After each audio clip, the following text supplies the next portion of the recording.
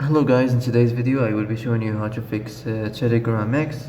It has stops problem, so the answer is easy. Just go to the settings and then scroll down to the apps section and then go to the search and search Telegram X and then go to the storage, and here you will find this clear cache option. Click on it.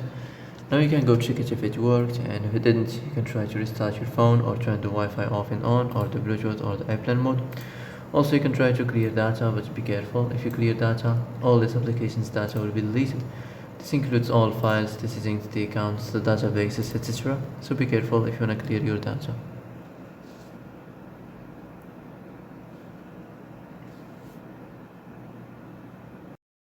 And that's it for today's video. I hope this is the answer you've been looking for.